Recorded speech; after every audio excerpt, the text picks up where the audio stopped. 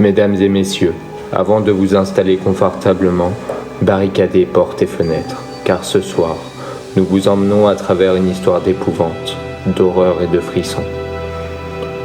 Vous vous apprêtez à découvrir les mystères terrifiants de ce monde, des créatures étranges, des lieux incongrus. Une fois cette histoire dans votre mémoire, elle vous hantera jusqu'à la fin de vos jours. Ou pas. Alors soyez prêts et suivez-nous dans ce périple effroyable.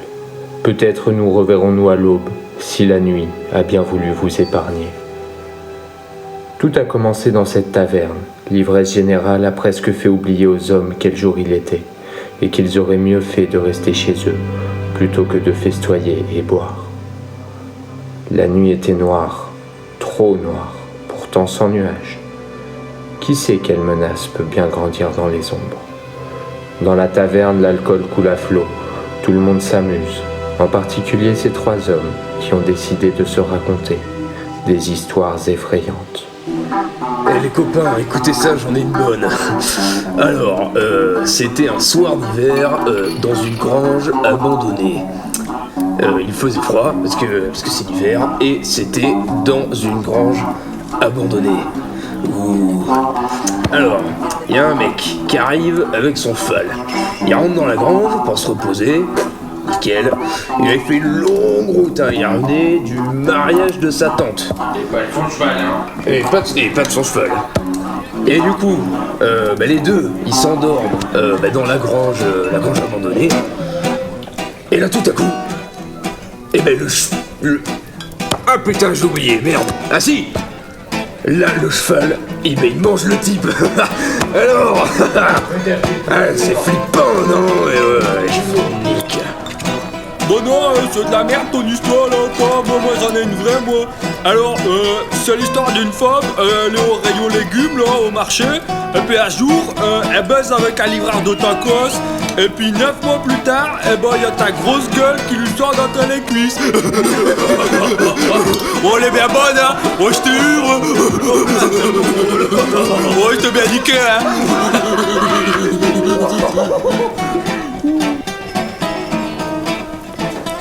La fête battait son plein entre les quatre murs de l'établissement. Personne ne pouvait se douter de ce qui rôdait juste à l'extérieur de l'enceinte, tapis dans l'obscurité, attendant le bon moment.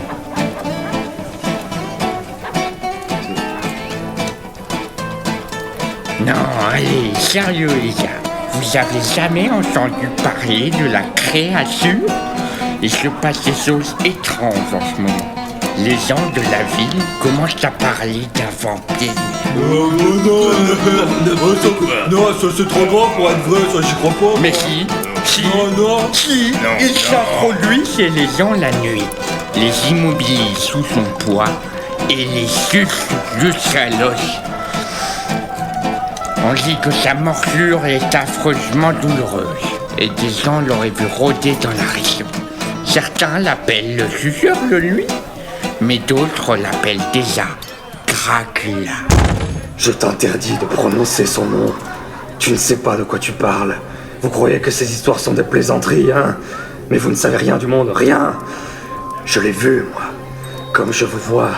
J'ai senti son corps, ses griffes, ses crocs, dans ma chair. Je me souviens de la douleur, effroyable, interminable. Aucun d'entre vous ne peut l'imaginer, même pas dans vos pires cauchemars. Votre seul problème à vous, dans ce bas monde, c'est de ne pas savoir avec quel slip vous allez vous chier dessus. Bande de misérables, je vais vous raconter la vraie histoire, moi. L'étranger prit place à la table et dit ainsi. C'était il y a 1 an, exactement l'année dernière. Je revenais d'un long voyage d'affaires à l'Est. J'étais avec mon collègue et mon meilleur ami. Nous étions revenus avec le plus gros accord commercial que nous avions jamais négocié. La vie allait enfin devenir agréable pour nous. Nous avions grandi dans la misère et l'homosexualité refoulée. Alors à notre retour, on voulait fêter la bonne nouvelle ce soir-là, exactement comme vous. Bande d'ignobles, bouts de zob purulents. Tout était parfait. Nous avions la vie, l'argent, l'amitié, la santé. J'avais tout. Je peux avoir des mimosas, s'il vous plaît? Ouais, moi aussi j'en veux bien, voyez. Ta gueule. Vos gueules. Quoique, moi aussi j'en veux bien en fait. Je disais donc, nous avions tout. Ce soir, après de longues heures de rire, de chansons et d'ivresse, je la vis pour la première fois au loin, Radégonde. Elle se tenait devant moi à l'autre bout du bar, et ça a été le coup de foudre. Elle avait des cheveux bruns rêches comme du crin de cheval, et des yeux marrons comme un marron.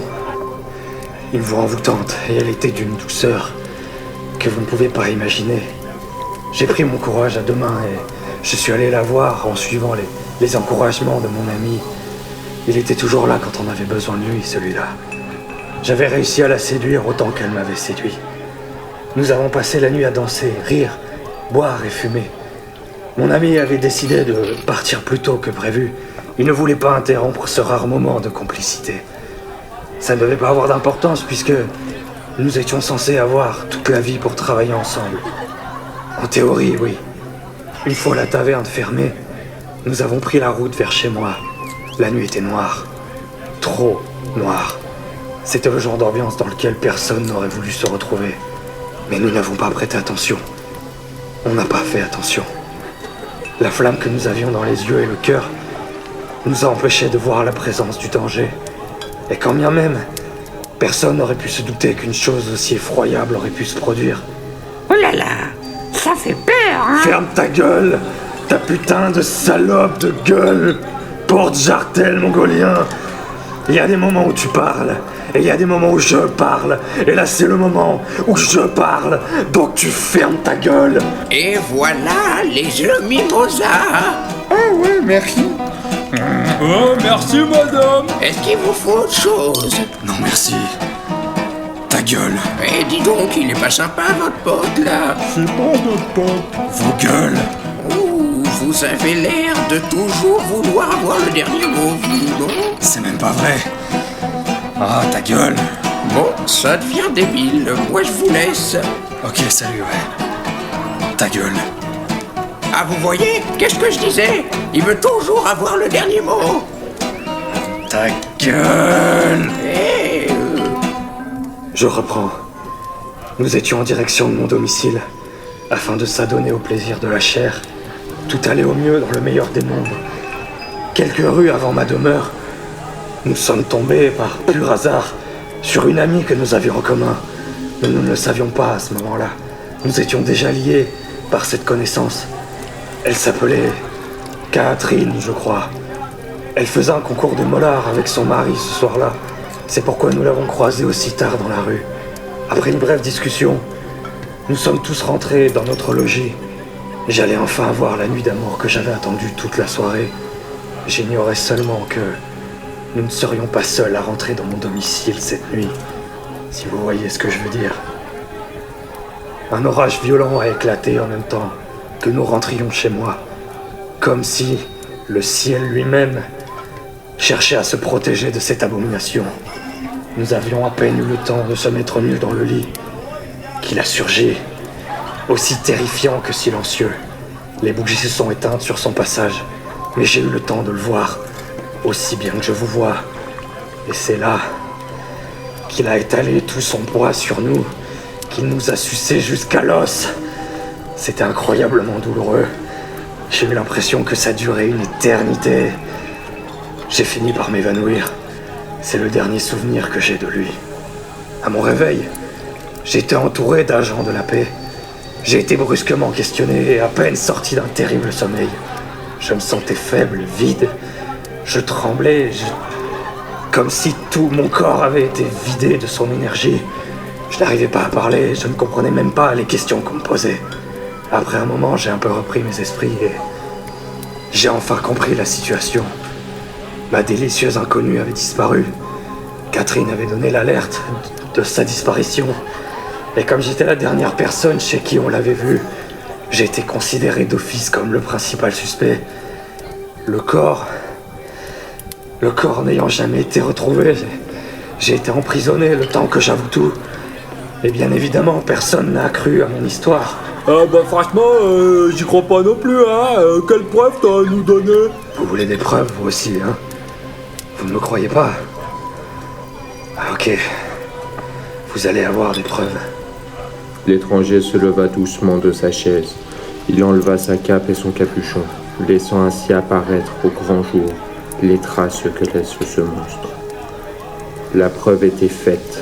Aucun animal au monde n'aurait pu causer de telles blessures à un humain. Le pauvre homme se tenait devant son auditoire, les abdos saillants, les pecs gonflés, les bras couverts de veines, les épaules larges.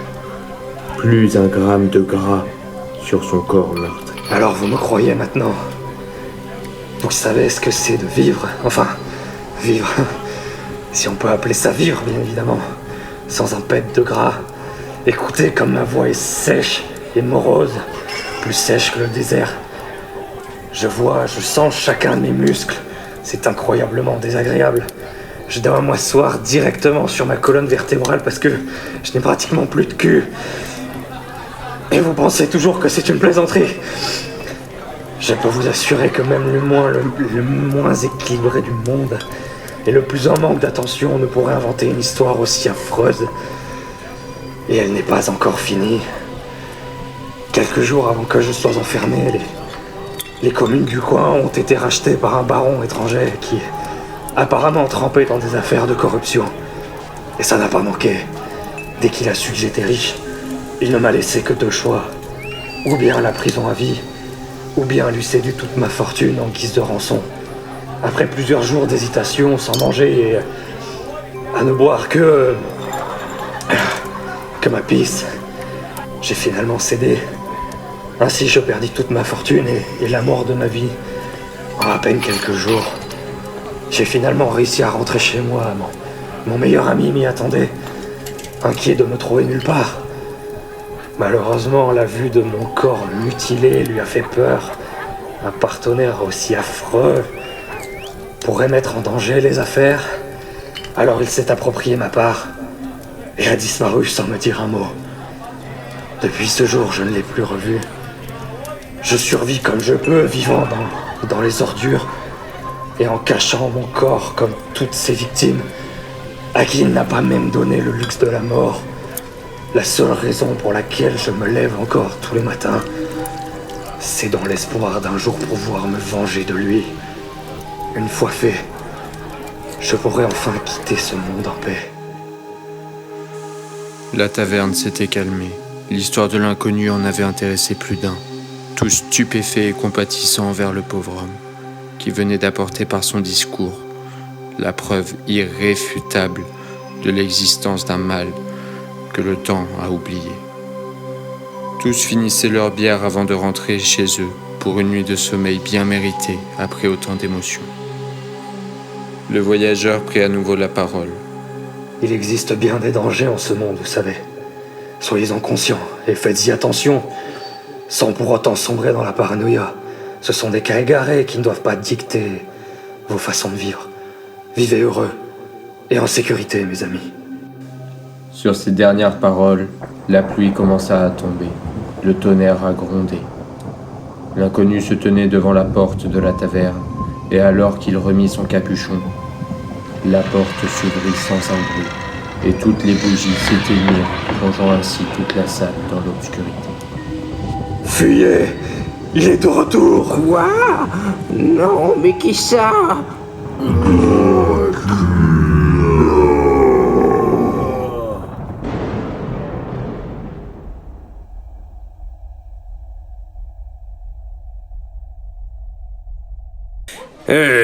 Attends, parce que moi j'ai rien compris là, hein. Parce que, attends, son histoire. Le mec se fait mordre par le vampire, qui lui prend pas de sang, d'accord? Parce que bon, hein. Et du coup maintenant, il est tout musclé, et c'est pas bien. Alors moi je comprends plus rien, hein. Je comprends, mais rien du tout. Non mais t'inquiète pas, de toute façon personne va rien comprendre. Ils expliqueront que dans le deuxième album.